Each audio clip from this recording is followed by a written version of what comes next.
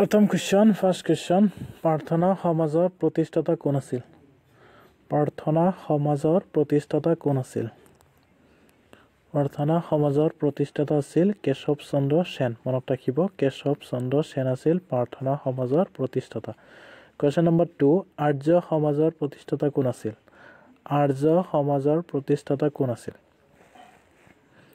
आर्य समाजर प्रतिष्ठाता আছিল उत्तर दयानंद सरस्वती আছিল आर्य समाजर प्रतिष्ठाता दयानंद सरस्वती आर्य समाजर प्रतिष्ठाता আছিল क्वेश्चन नंबर 3 रामकृष्ण मिशनर प्रधान प्रचारक कोन আছিল रामकृष्ण मिशनर प्रधान प्रचारक कोन আছিল रामकृष्ण मिशनर प्रधान प्रचारक कोन আছিল उत्तर स्वामी विवेकानंद আছিল रामकृष्ण मिशनर प्रधान प्रचारक मनत राखिब स्वामी विवेकानंद আছিল क्वेश्चन नंबर 4 भारतत प्रथम विश्वविद्यालय कार दिনত स्थापित হৈছিল भारतत प्रथम विश्वविद्यालय कार दिনত स्थापित হৈছিল इम्पोर्टेंट है मनत राखिब और भिडिओটো এটা शेयर কৰি দিব भारतर प्रथम विश्वविद्यालय कार दिনত उत्तर लॉर्ड केनिंगर दिনত स्थापित হৈছিল क्वेश्चन नंबर 5 आजाद हिंद फौजर नेता कोन আছিল आजाद हिंद फौजर नेता कोन আছিল उत्तर হ'ব सुभाष चंद्र बसु সকলে জানে आजाद हिंद फौजर नेता আছিল आजाद हिंद फौजर नेता আছিল सुभाष चंद्र बसुए क्वेश्चन नंबर 6 बाबरनामा कोने लिखिছিল बाबरनामा कोने लिखिছিল আহিব পাৰে ইম্পৰ্টেন্ট হয় बाबरनामा লিখিছিল কোনে बाबरनामा लिखिছিল बाबरे लिखिছিল মনত ৰাখিব बाबरनामा बाबरे लिखिছিল बाबरनामा बाबरे लिखिছিল क्वेश्चन नंबर 7 भारतीय जातीय पताकार दৈৰ্ঘ্য আৰু প্ৰস্থৰ অনুপাত কিমান আহিব পাৰে क्वेश्चनটো ইম্পৰ্টেন্ট হয় भारतीय जातीय पताकार दৈৰ্ঘ্য আৰু প্ৰস্থৰ অনুপাত কিমান भारतीय जातीय पताकार दৈৰ্ঘ্য আৰু প্ৰস্থৰ অনুপাত হ'ল 3:2 মনত ৰাখিব 3:2 भारतीय जातीय पताकार दৈৰ্ঘ্য আৰু প্ৰস্থ क्वेश्चन नंबर 8 1935 চনৰ ভাৰত চৰকাৰ আইনক কোনে ৭২ চনত বুলি অভিহিত কৰিছিল 1935 চনৰ ভাৰত চৰকাৰ আইনক কোনে ৭২ চনত বুলি অভিহিত কৰিছিল উত্তৰ জৱাহৰলাল নেহৰু মনত ৰাখিব জৱাহৰলাল নেহৰু আছিল क्वेश्चन नंबर 9 ইষ্ট ইণ্ডিয়া কোম্পানীয়ে প্ৰথম বাণিজ্য কেন্দ্ৰ ক'ত স্থাপন কৰিছিল ইষ্ট ইণ্ডিয়া কোম্পানীয়ে প্ৰথম বাণিজ্য কেন্দ্ৰ ক'ত স্থাপন কৰিছিল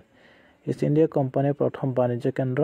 সুৰাটত স্থাপন কৰিছিল মনত ৰাখিব সুৰাটত ইষ্ট ইণ্ডিয়া কোম্পানীয়ে প্ৰথম বাণিজ্য স্থাপন কৰিছিল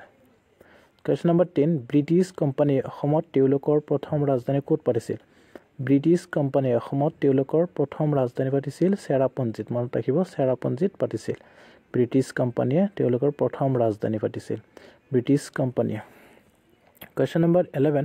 বাৰাণসীত সংস্কৃত কলেজ কোনে স্থাপন কৰিছিল বাৰাণসীত সংস্কৃত কলেজ কোনে স্থাপন কৰিছিল বাৰাণসীত সংস্কৃত কলেজ কোনে স্থাপন কৰিছিল উত্তৰ জনাথন ডানকানে স্থাপন কৰিছিল বাৰাণসীত সংস্কৃত কলেজ